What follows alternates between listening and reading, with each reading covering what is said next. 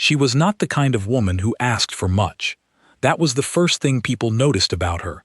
Not her face, not the way she dressed, not even the way she laughed, which was real and loud and a little embarrassing in quiet places. The first thing people noticed was that she never seemed to want anything for herself. She would show up to a friend's house with food she cooked the night before. She would sit beside a cousin going through a hard time and not say a single word unless the cousin asked her to talk, and she would give her last few notes to a neighbor who was short on rent and then go home and figure out her own situation later. She had grown up in a small house with a mother who worked 2 jobs and a father who was good at leaving rooms before things got difficult. She did not carry bitterness about this. She had simply learned, very early, that love was something you proved, not with words, with being there, with showing up even when it cost you something. She carried this lesson her whole life like a stone in her pocket. It didn't feel heavy, it felt like hers. She was 28 years old when she met Dayo. He was at a friend's birthday dinner, the kind of dinner where too many people are crammed around a table meant for 6, and everyone is pretending the food isn't cold. She was sitting at the far end, talking to nobody in particular, watching the birthday girl blow out her candles. He was at the other end, laughing at something someone said, and his laugh carried across the whole table. Not polite laughter, the real kind. The kind where the person throws their head back a little and doesn't care who sees. She thought, without meaning to, that man is at home everywhere he goes. She did not mean it as a compliment exactly, more as an observation. The way you'd observe the weather. He noticed her noticing him. He came around the table before the dessert arrived and sat in the empty seat beside her. He said, "You look like the only person here who is actually fine with how cold this food is." She said, "I grew up eating cold food. It tastes the same." He laughed again. She didn't look away this time. They talked for 2 hours after that dinner, standing outside on the pavement while the birthday girl's building slowly went dark, floor by floor above them. He was a project manager for a construction company. He had started from the bottom, he said, and then caught himself and laughed at how much like a song lyric that sounded. She told him about her work as a community health worker, going door to door in neighborhoods where the hospital was too far and the bus came twice a day. He asked the right questions. He did not say, "Oh, that must be so rewarding." He said, "That must also be exhausting." Nobody ever said that first. She drove home that night with the windows down even though it was cold. He called her the next day, and the day after that. By the time they had been together 3 months, she had already learned the shape of his life.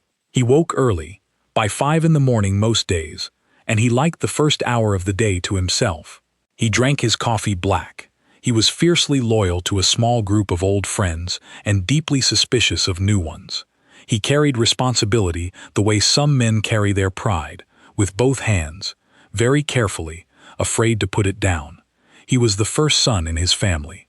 His mother had moved from Lagos to London when he was 11, and he had gone with her, and his father had stayed behind, and this was a fact he could say out loud without his face changing, but which she noticed lived somewhere in the back of his eyes. He was not a small man in any way, not in height, not in personality, not in the space he took up in a room. When he walked in somewhere, people looked. When he made a decision, it landed with a kind of weight that people trusted. His friends called him the fixer. When something went wrong, you called Dayo. She fell in love with him the way water goes over a stone. Quietly, completely, over a long time, until the stone is a different shape. He loved her too. She knew this. It was not a question she had to ask herself. He showed up for her in the early days the way she had always wanted someone to show up. Present, attentive, interested in the small things she said as much as the big ones. He remembered that she didn't like cilantro. He asked about her patients by name. He drove 40 minutes to her neighborhood once, just to sit with her on her balcony for an hour, because she'd had a hard week, and he could hear it in her voice over the phone. But there was a thing about Dayo that she would only understand much later. He loved people when things were difficult, when the challenge was clear, when someone needed help, when there was a problem to solve, when there was effort required. He gave everything. He was magnificent in a crisis. He was the hand that reached in when others stepped back. The problem was what happened after. After the crisis was over. After the difficult thing was handled. After the person was okay. After he relaxed. He assumed. He eased off. Not maliciously. The way a man sets down a heavy bag after carrying it a long distance. It is not cruelty. It is just relief. The bag is down. You stop thinking about the bag. She became the bag. Not right away. These things don't happen overnight.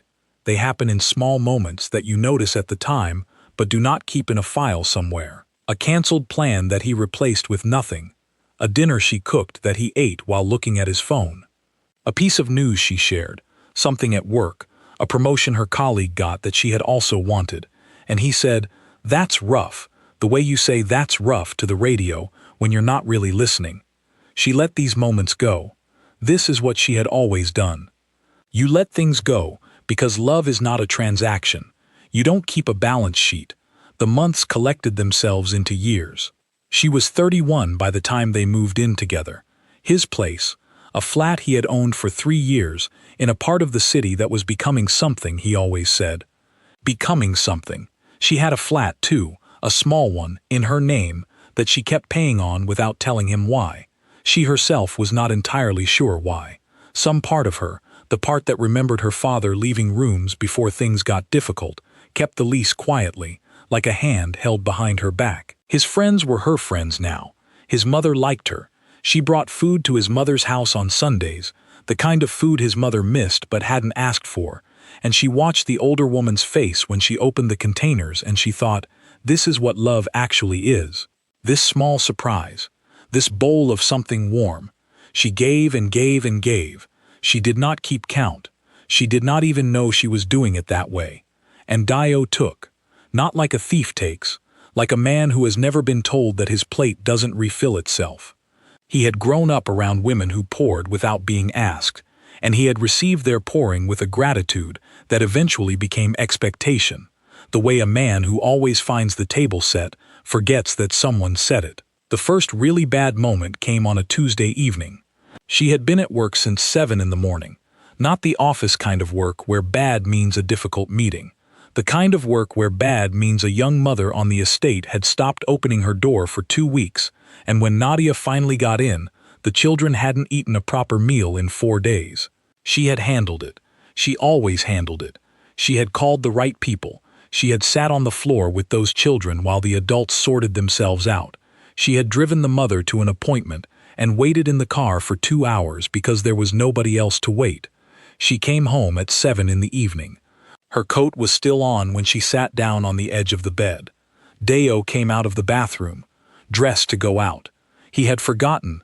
He had simply forgotten that he had told her he was going out with the boys tonight. He said it cheerfully, the way he said everything.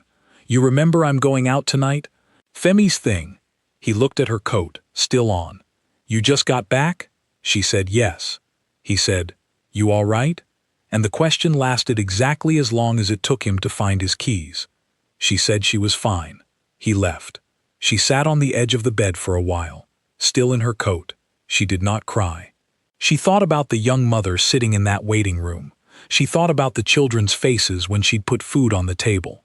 She thought about how, in this moment, nobody was going to come and sit on the floor with her. She took her coat off. She made herself dinner. She went to bed before he got home. He never asked about that Tuesday. He assumed she had slept well. She had not slept well. But he did not ask, so she did not say.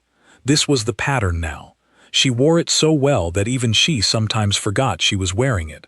She was a bright woman. She had studied at a good university. She read constantly. She understood systems, the way communities worked, the way institutions failed people, the way people fell through gaps not because they were weak, but because the gaps were precisely the size of the kind of person nobody had designed for. She could hold complicated truths in her head without needing them resolved. She was not naive. She was not desperate. She was not the kind of woman who confused staying with having no other option. She stayed because she believed in him. She believed in who he was when he was at his best.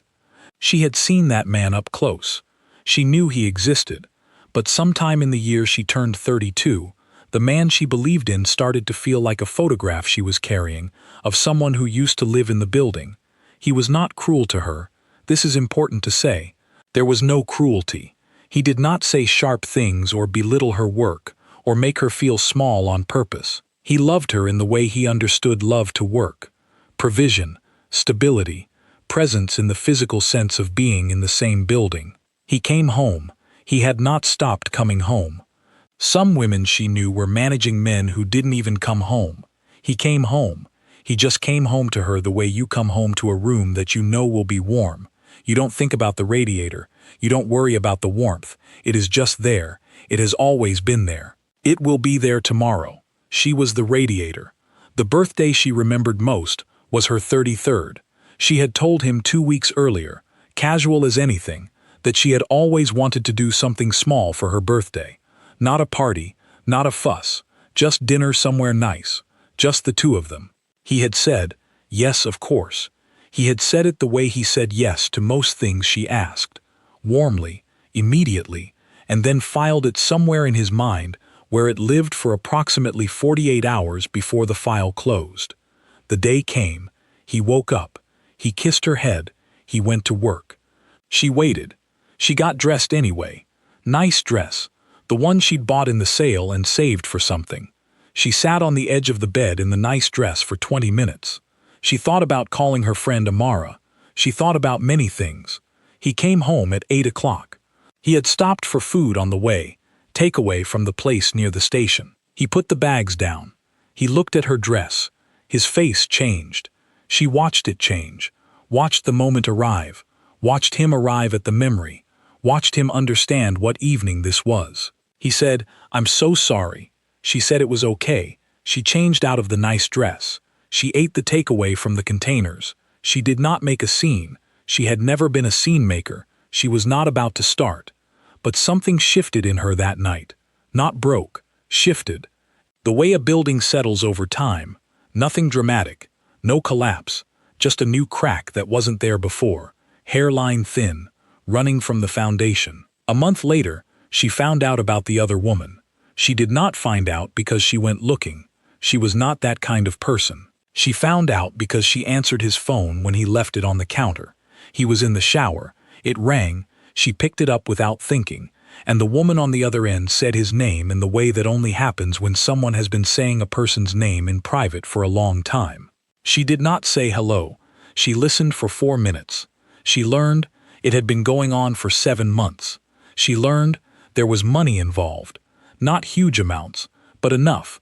The kind of money that has to come from somewhere quiet because it cannot be seen in the usual accounts. She learned the woman did not know about Nadia. Or maybe she did know and had decided that knowledge was not her problem. She set the phone back on the counter. She went to the kitchen. She filled a glass of water and drank it slowly. She watched the tap drip once after she turned it off. He came out of the shower with a towel around his waist, rubbing his head with another towel, asking if she was hungry. She said she wasn't.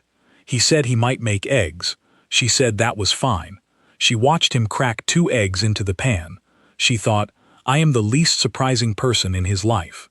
She thought, he forgot my birthday, and he has been pouring what was mine into someone else's glass, and he is standing here making eggs, and he does not know that I know any of it. She thought, I need to be careful. I need to think. She was careful.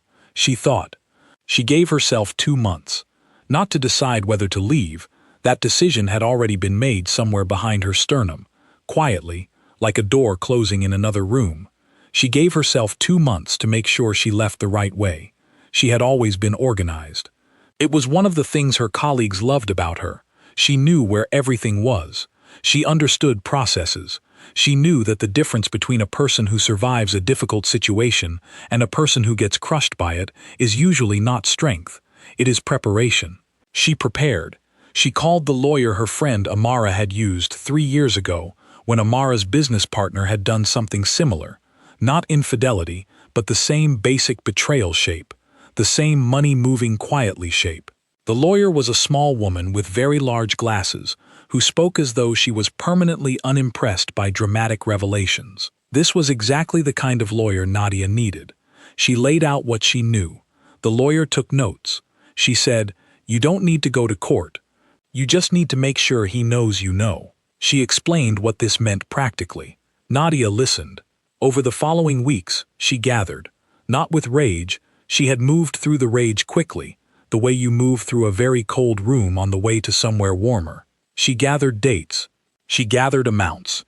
She found one document she should not have found but which he had been careless about, because he had always been careless about things he did not think anyone was watching. He did not think anyone was watching. This was his oldest mistake. She had been watching their entire life together. She had watched the way his face moved when he was not quite telling the truth. She had watched the small deflections, the changed subjects, the moments when he looked at his phone and set it face down and then looked at her to see if she'd noticed. She had noticed everything. She had filed it nowhere, said nothing, assumed the least dramatic explanation, because she had wanted badly to believe in the photograph she was carrying. She let herself mourn this quietly, mostly in the hour before he woke up. She would lie there in the gray morning and think about the man who had driven 40 minutes just to sit on her balcony. She would think about how real that man had been.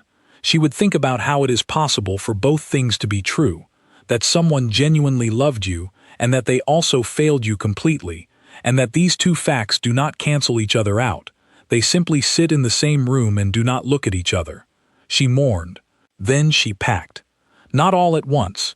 She moved her things the way water moves, finding the small channels, filling them quietly. One bag on a Thursday, left at Amara's. A box the following Saturday, the kind of ordinary-looking box that a man who is not paying attention does not ask about. She was not hiding what she was doing exactly. She was simply doing it in the frequency he had always operated on, the frequency of things he did not think to look at. She had kept her old flat's lease. She had known she would need it, though she had not let herself think too directly about knowing this, because sometimes the thing you know and the thing you can hold up to the light are two different sizes. The morning she left was a Tuesday. He left for the gym at 5:45, same as every Tuesday, the same squeaking of the door she had memorized without meaning to. She waited until she heard his car turn at the end of the street. Then she moved through the flat one last time, room by room, taking what was hers. It took 40 minutes. She stood at the kitchen counter. She put his key down. She put a single sheet of paper beside it. It was not a letter. A letter would have been for him. This was not for him. It was a list. Names, dates, the amounts. One transaction from a secondary account she had traced with the lawyer's guidance. The full picture, quiet and precise as a blood test result. At the bottom of the page she wrote one sentence. "I kept this because I loved you. I am taking it with me because you forgot that I did." She walked out. She closed the door. She did not look back at the door. She had already said goodbye to the flat in her 40 minutes. She had said it to the kitchen window where she used to stand watching the street while the coffee brewed. She had said it to the corner of the living room where she had painted one wall a different color because she'd wanted one thing in this space to be hers. She had said goodbye to the radiator in the hallway that always clicked at 3 in the morning. She was done. She drove to her flat, her own flat, the one she had never stopped paying for, the one she had never told him about, the one her smarter self had kept like a folded map in her coat pocket, just in case. She walked in. It smelled like a place that had been waiting. She put her bag down. She sat on the floor for a while, not because she was devastated. She had done most of her devastation in the early morning hours over the past 2 months, but because the floor was where she needed to be. On the ground, her own ground. She called her mother. Her mother picked up on the second ring, which was unusual, as though she had been half expecting the call. Her mother did not say, "I told you so." Her mother was not that kind of mother.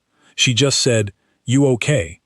And Nadia said, "I will be," and her mother said, "Yes, you will," with the kind of certainty that only a woman who has personally rebuilt herself 2 or 3 times can offer. They talked for an hour. When Nadia hung up, she sat for another while. Then she got up, turned on the light in the kitchen, and put the kettle on. This is what you do when you are starting again. You put the kettle on. You make something warm. Meanwhile, across the city, in the flat he now occupied alone, Dayo came home at 7 in the evening and found the key on the counter. He saw it. He saw the paper beside it. He stood in the hallway in his gym bag and his running shoes, and he did not move for a long moment. The flat was very quiet. It had never been quiet like this, not this flavor of quiet, not the quiet of a place that has been actively emptied. He had come home to empty flats before, to the normal quiet of a person living alone. This quiet was different. This quiet had a shape. He read the list. He read it once, quickly. Then he set it down and stood there.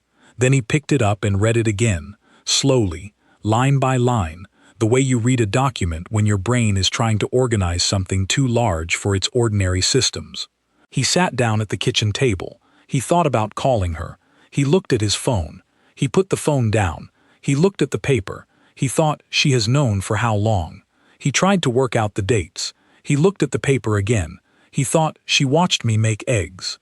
She watched me and she already knew, and she made her face into the face of someone who did not know. He called her number. Voicemail. He called again. Voicemail. He sat in the kitchen for a long time. At some point he thought about the eggs he had made that night. He thought about her, sitting at the counter in her work clothes.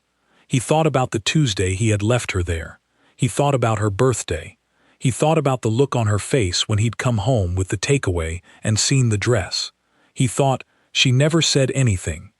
And then, sitting in his kitchen at 9:30 in the evening, he understood something he had not understood before, something he would not have believed if someone had tried to explain it to him 6 months ago, because he would have thought the explanation applied to lesser men.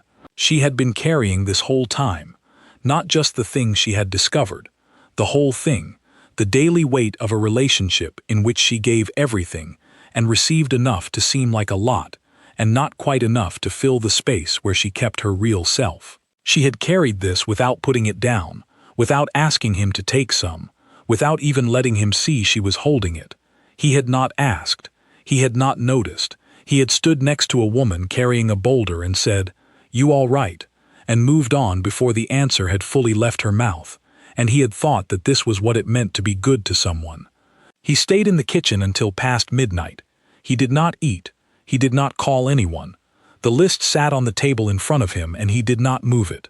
He had a feeling he could not entirely name. The closest word was exposed, but not in the way that word usually works. Not like being caught. More like a wall that he had always thought was in front of him turning out to be a mirror. He was looking at himself. He did not like the size of what he saw. In her flat, across the city, Nadia slept better than she had in months. The weeks that followed were not easy. They were not supposed to be. She had left not because she wanted easy, but because she wanted real. A real life, an honest one. One in which she was not slowly translating herself into whatever shape fit most smoothly into someone else's blind spot. She went back to work on the Wednesday morning. Her colleague, a large, gentle man named Kofi, who had worked beside her for 4 years and who said very little but noticed everything, looked at her when she came in and said, "You've done something." She said she'd moved flat. He said, "Good." He did not ask more. She was grateful.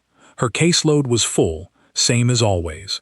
The world did not pause itself for personal upheaval, which she had always known, and which she now found quietly useful. She had things to do. Children to sit with. Mothers to drive to appointments. Old men on estates who needed someone to explain the form and didn't trust the system enough to ask anyone with a title. She showed up. She always showed up, but she showed up differently now. Not sadder. That's not quite right. More deliberate. There is a particular kind of clarity that comes from having made a decision that cost you something real. She had spent 3 years in a relationship where she had slowly turned down her own volume, where she had smoothed herself at the edges so as not to take up too much space, where she had replaced the question of what she wanted with the more manageable question of how to be more useful. She turned herself back up. She called Amara, who had already heard enough through the general transmission of friends to know what had happened without needing the full version. Amara said, "Finally." Nadia said, "I know." Amara said, "You know I have been watching this for 2 years." And Nadia said, "I know, I know, I know." And they both laughed in the exhausted way of women who know something took longer than it should have. She called her mother every Sunday. This was new. Before, she'd called sporadically. She was busy. She'd say, things were hectic. But really, she had been managing. And when you are managing, you don't always have room for the conversations that go to the real places. Her mother would ask real questions. She hadn't had space for real answers. Now she did. Her mother, who had survived 2 marriages and 1 terrible job and a breast scare at 54, and the loss of a sister, and the ordinary accumulation of hard years, was the kind of person who could hold the phone and say nothing, and have that nothing feel like company. They would talk about small things, about what was growing in her mother's garden, about a film her mother had watched twice because she'd liked it, about the recipe for the thing Nadia had tried to make that had come out wrong. These conversations were the best part of her week. She signed up for a pottery class. This is the kind of detail that sounds trivial and isn't. She had thought about a pottery class for 2 years. She had mentioned it once, in passing, to Dayo, and he had said, "Pottery, really?" with a tone that wasn't unkind, but was the tone of a man who did not understand wanting to do a thing for no reason except to do it, and she had never mentioned it again. Not because he'd forbidden it, she had simply tucked it away in the place where she kept the things that were hers that didn't fit anywhere else. She signed up. She was terrible at it. She made a bowl the first week that looked like it had lost an argument with itself. The teacher, a woman in her 50s with clay permanently under her fingernails, said, "That's fine. That's a first bowl," and Nadia sat at the wheel and felt something in her chest ease open that she had not known was closed.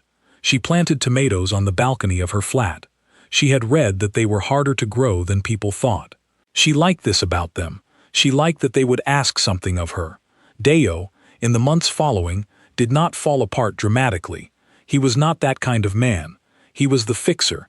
He turned the situation over and over in himself, the way he turned every problem, looking for the practical thing to do. The practical thing, in this case, was less obvious than usual. He could call her. He had called her. She did not answer. He could go to her flat, but he did not know where her flat was. He had not known she had one, which itself sat in him like a stone he kept finding in different pockets. He could not fix this. This was new for him. He was aware, uncomfortably, that most of the things he had reliably fixed in his life had been someone else's crisis, not one of his own making. He changed. Not perfectly, not all at once. Real change does not happen like that. It happens in the way the light changes through a day, slowly enough that you cannot see it moving, but then you look up and it is evening. He started paying attention to the things he had filed under assumed. He noticed when he was leaving rooms before things got difficult. He noticed that this was a habit so old it felt like instinct, and that instincts can be liars. He had a conversation with his mother that he had never had before. He drove to her house on a Sunday. He had always come on Sundays, but usually for food and noise and the comfort of the routine. And this time, he sat at her kitchen table and asked her something real. He asked her whether she thought he had taken from people without knowing it. His mother looked at him for a long time. Then she said, "Your father took too." She said it simply, without heat, the way she said things that she had known for a long time, and simply never said aloud because nobody had asked. He drove home in the dark. He thought about this for weeks. He thought about his father, who had stayed behind in Lagos, who his mother had loved, and who had loved her in the way of a man who also expected the table to be set. He thought about the 11-year-old boy who had watched his mother pack and had not fully understood what she was leaving until he was grown enough to see both sides of the story. He thought about what it means to inherit not just your parents' best qualities, but the ones they never examined. He did not tell himself this made things even. That would have been too easy. He sat with the discomfort. He had spent a long time being a man who solved discomfort. He was learning, slowly, to let it stay long enough to do its work. 14 months after she left, he sent her a message. He wrote it many times before he sent it. The first versions were too long. They explained too much. They were, he recognized, the kind of apology that is really a bid to be absolved. The kind where the person apologizing does so much work that the person they wronged ends up holding the bag of someone else's feelings again. He deleted those. The final version was shorter. It said, "I have been thinking about everything you carried. I don't expect anything from this message. I just needed you to know that I see it now, that I'm sorry I never saw it when it would have meant something." He sent it. He did not hear back. He told himself this was fair. It was fair. He sat with that too. Nadia read the message on a Tuesday evening, sitting on her balcony with a cup of tea, watching the sky go through its colors. She read it twice. She thought about him sitting at the kitchen table with the list in front of him. She thought about the eggs. She thought about the birthday dress. She thought about the man who had driven 40 minutes to sit on her balcony because he could hear it in her voice. She did not respond. Not because she was cruel. She had never been cruel. She did not respond because she had finally, after 33 years of filling other people's glasses before her own, run completely out of what it would cost her to manage his feelings about this.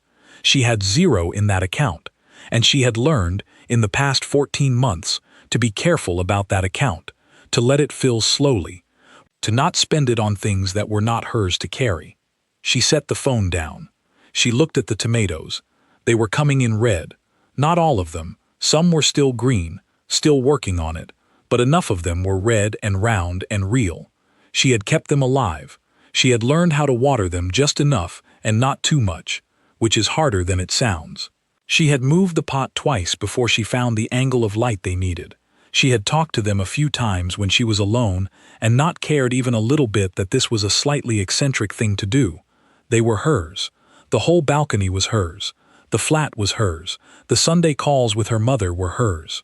The pottery class, she was better now. She'd made a jug last month that was actually recognizable as a jug, was hers. The Tuesday evenings on the balcony, with the tea and the sky doing its colors, were hers. Her life, which she had slowly and unconsciously rebuilt around another person's comfort for 3 years, was hers again. She did not think about this with triumph. Triumph would have required an opponent, and she had not spent the last 14 months in a war. She had spent them in a return, like a tide going back to itself after being pushed far up a beach. The tide does not feel like it is winning when it returns. It simply goes home. She had gone home. She finished her tea. The last light was leaving the sky now, that particular shade that happens just before dark, where the blue gets very dark, and the air gets very still, and the city below her balcony made its evening sounds. A bus somewhere, someone's television, a child being called inside. She thought about nothing in particular. She was not healed. She knew what healing meant in her line of work. It was not a destination. It was the daily choosing of yourself, one morning at a time, sometimes 1 hour at a time, sometimes one breath. She had hard days. She had days when she missed not him exactly, but the version of the life she had believed she was building. She had days when anger arrived, and she let it arrive, and she did not apologize for it. She had also had days, recently, that were just good, just uncomplicated and warm and hers. She was learning that this was the whole point. The best thing that ever happened to her, she would tell Amara later, was not finding out what he had done. That had only been the crack that let the light in. The best thing was what she had done with the light once it was there. She had looked at herself. She had looked at the life she had been building without her own hands, building it around and for, and according to the needs of, someone who had never once thought to ask what she was building toward. She had picked up her own tools. She had started building something that was hers. The tomatoes were red on her balcony, and the sky was doing its best work, and somewhere across the city a man was learning, slowly and without guidance, the weight of what he had held without knowing he was holding it. And she was here, just here. That was enough. That was, after everything, more than enough.